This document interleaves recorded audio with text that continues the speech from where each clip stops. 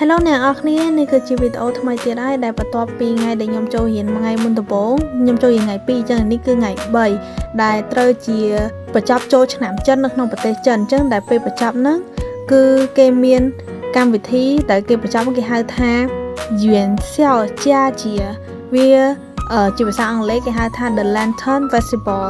ដែលគេញ៉ាំថាងយួនហ្នឹងខ្ញុំមានអារម្មណ៍ថាដូចនំអ៊ីចឹងគ្រាន់នៅខាងក្នុងគេមាន snow ស្បែកខ្មៅនិងស្បែកសខ្ញុំចូលចិត្តស្បែកសជាងហើយនៅខាងសាលាខ្ញុំហ្នឹងគេចែកឲ្យ free គឺខាងសិស្សនិស្សិតចិនដែលគាត់រៀន PhD ហ្នឹងដែលគេហៅថាយួនជៀវសឹងគឺគាត់ធ្វើឲ្យពួកខ្ញុំចែកគ្នាម្នាក់ម្ចាស់គឺចែកគ្រប់សិស្សទាំងអស់អញ្ចឹងឲ្យអ្នកទៅយកហ្នឹងគឺគេ free បានទាំងអស់អញ្ចឹងពេលដែលពួកខ្ញុំចេញពីរៀនក៏នាំគ្នា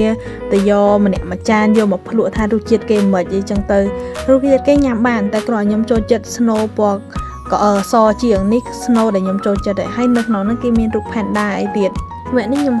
លើកឲ្យអ្នកនរគ្នាមើលថារូប panda ហ្នឹងវាមិនតែចាប់អត់ជាប់វាចេះតែរហូតចឹងទៅខ្ញុំថតកាមេរ៉ាពីក្រោយវិញ Panda គេឡើងខ្ជូតហ្មងហើយពេលដែលមកយកហ្នឹងគឺពួកខ្ញុំមកយកបានតែ4នាក់ឯងដោយសារចេញពីរៀនហើយមកយកហ្មងហើយចឹងទៅថ្នាក់ផ្សេងទៀតគឺពួកគាត់អត់រៀនទេអញ្ចឹងគាត់អត់បានមកយកពួកអីដើរមកវាមកខាងម្នាក់ដែរអញ្ចឹងដល់តែពួកខ្ញុំញ៉ាំផ្អែមញ៉ាំអីហើយបានពួកខ្ញុំនាំគ្នាមកទិញអីញ៉ាំតាមក្រោយដែលខ្ញុំទិញហ្នឹងគឺមីហ៊ុនធុនគេនៅហ្នឹងគឺគេលក់មួយចាន10យួនគេមានដាក់ផ្លាកលក់នៅខាងលើហ្នឹងអញ្ចឹងពេលដែលយើងចង់ទិញអីយើងអាចកំងតាមនៅបានហើយតម្លៃក៏គេបានដាក់នៅនឹងហើយស្រាប់ដែរហើយរបៀបយើង pay គឺអ្នកនរគ្នាបានឃើញគេបិទហ្នឹងគឺ WeChat ក៏បាន Alipay ក៏បាននៅក្នុងប្រទេសចិនគឺគេប្រើប្រាស់ការ scan បង់លុយដូចយើង pay តាម Alipay Acdada អីចឹងកម្រោមប្រើលុយខាងក្រៅហើយនេះគឺគេមានដាក់ជ្រក់ដាក់អីយើងចាប់ free យើងដាក់លាយទឹកជ្រលក់អីខ្លួនឯងចឹងទៅហើយម្ទេសក៏គេមានពីបែបឲ្យយើងដែរចឹងពេលដែលចាប់អីហើយគឺយើង